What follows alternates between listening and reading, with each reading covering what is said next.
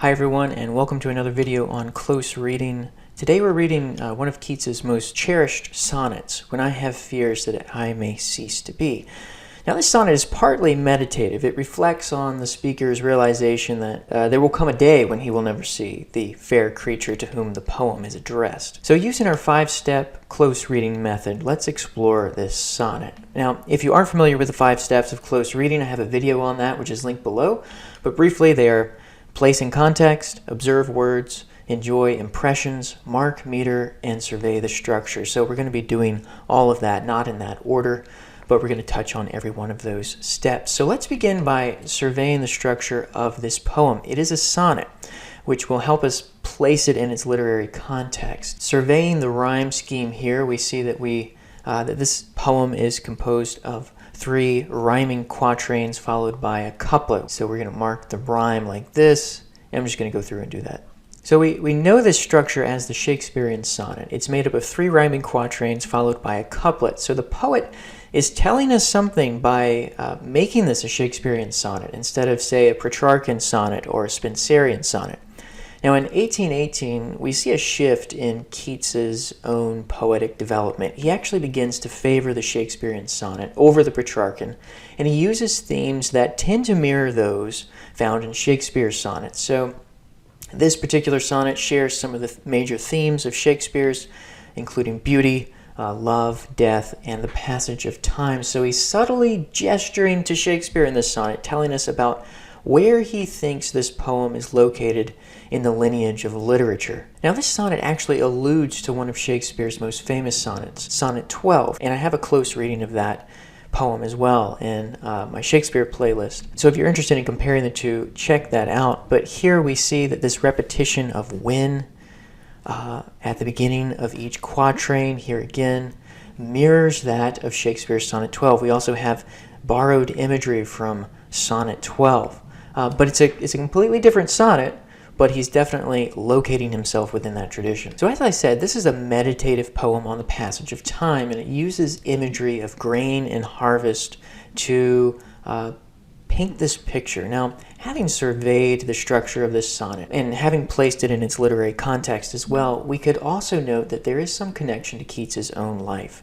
So this poem, you'll notice when you read it, it's addressed to a woman, presumably the fair creature of an hour. This is a woman that Keats might have loved, and it's associated with the same woman he praises in other sonnets and other poems like Fill for Me, or his other sonnet, Time's Sea. So check that out if you're interested in kind of the biographical aspect of this poem. Now let's go through and really close read this, observing the language and marking the meter and enjoying some of the impressions. So we'll start with quatrain 1, which is these first 4 lines. When I have fears that I may cease to be before my pen has gleaned my teeming brain. So just stopping there, and we'll note the fear here is death. It's the very human fear of death, but it's particularly the fear of dying before he's accomplished something. And what does he want to accomplish? What is he afraid of dying before he accomplishes?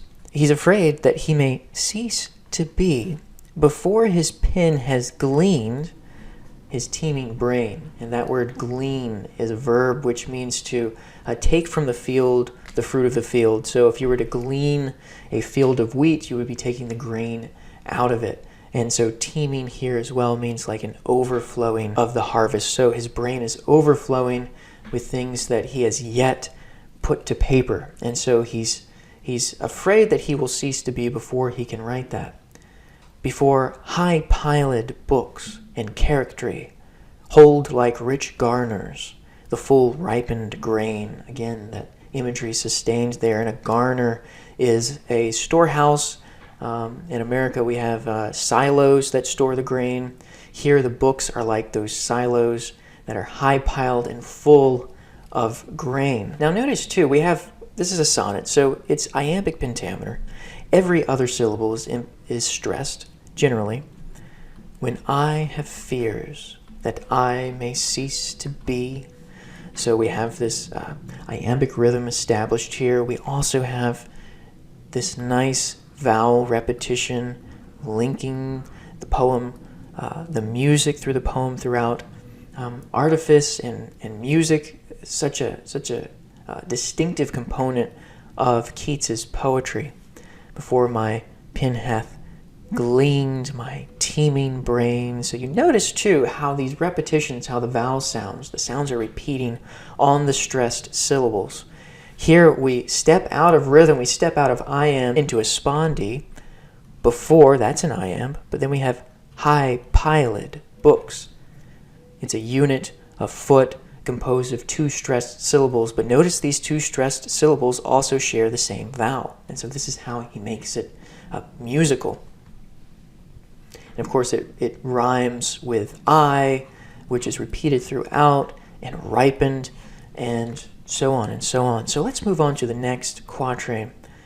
When I behold upon the night's starred face huge cloudy symbols of a high romance, and think that I may never live to trace their shadows with the magic hand of chance.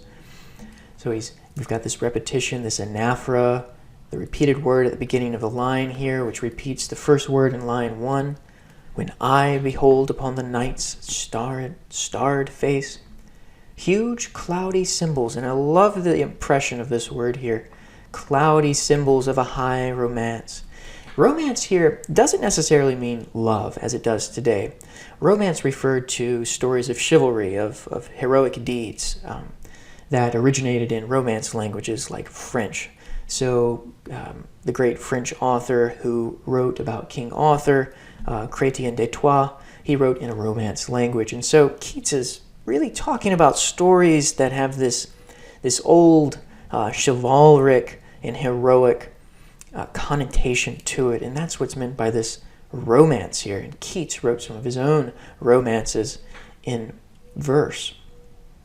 So again, this anxiety that he's going to die before he can live to trace their shadows. The shadows of what? The huge cloudy symbols of high romance.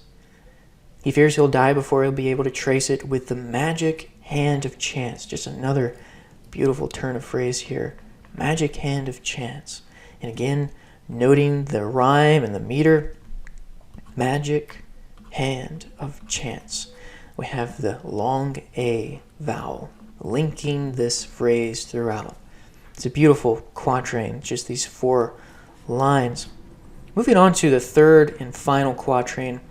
And when I feel, fair creature of an hour, here he's addressing the poem to this fair creature of an hour. This is called apostrophe. When I feel, fair creature of an hour, that I shall never look upon thee more, never have relish in the fairy power of unreflecting love. And just to stop there.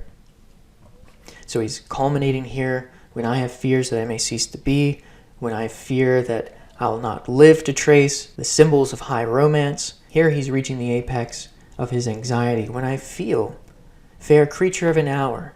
It's a strange way to address somebody, but it's emphasizing their mutability and their mortality. That I shall never look upon thee more, never have relish in the fairy power of unreflecting love.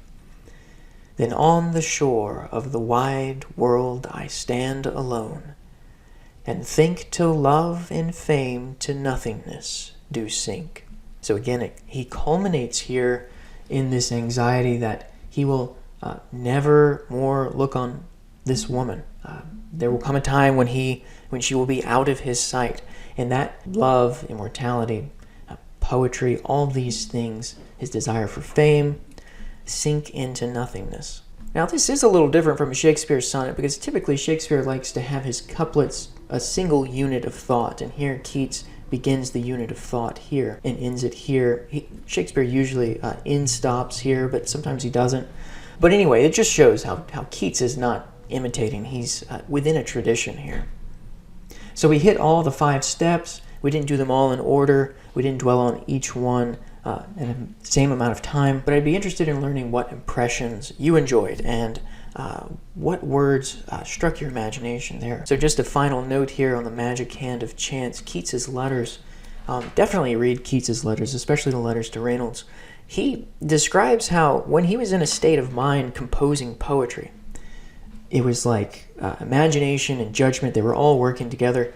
And then when he would step away and then come back to the poem in a different state of mind, he would be surprised sometimes at what he himself had written and about how good it actually was. And so it's just interesting to think that perhaps this is the magic hand of chance. He's talking about the creative power that seems to just kind of take over his writing process in such a way that when he comes back in a different state of mind, he's surprised at what he has written. And so I think that's kind of what Keats is hinting at here in that phrase, magic hand of chance. Again, so much to love about this poem. Drop a comment below or a question if you notice anything that didn't get mentioned. I'll be happy to read that. And thanks for watching, and until next time.